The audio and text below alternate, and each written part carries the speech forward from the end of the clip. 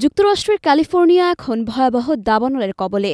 Loss অ্যাঞ্জেলসের বিস্তীর্ণ এলাকা জুড়ে পড়ছে সবুজ বন, ধ্বংস হচ্ছে বাড়িঘর।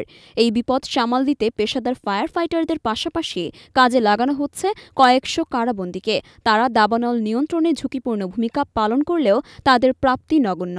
ক্যালিফোর্নিয়ার কারাগার কর্তৃপক্ষ জানিয়েছে, দাবানল নিয়ন্ত্রণে ৩৯৫ জন কারাবন্দী স্বেচ্ছাশ্রমে নিয়োজিত।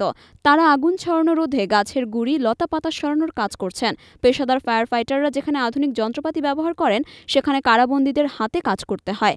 ফলে তাদের ৪ গুণ বেশি আহত হওয়ার ঝুঁকি থাকে।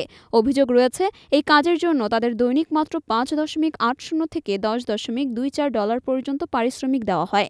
এছাড়া জরুরি অবস্থা চলাকালে প্রতি ঘণ্টায় তারা মাত্র $1 পেয়ে থাকেন। ক্যালিফোর্নিয়ার ফায়ার ফাইটিং ইউনিটের প্রায় ৩০%ই কারাবন্দীদের নিয়ে গঠিত, যদিও এই প্রথার শেকড় অনেক গভীরে, যা দাসত্বের ইতিহাসের সঙ্গে তুলনা করা হয়। মূলত অল্প পারিশ্রমিকে বিপজ্জনক কাজ করিয়ে নেওয়ার এই ব্যবস্থা অনেকেই মানবাধিকারের লঙ্ঘন বলে মনে করেন। বন্দীদের অনেকে দাবি করেন, ফায়ার ক্যাম্পে কাজ করার শর্তে কারাগারের নির্যাতন থেকে মুক্তি মিললেও এই ব্যবস্থাও তাদের শোষণ করে।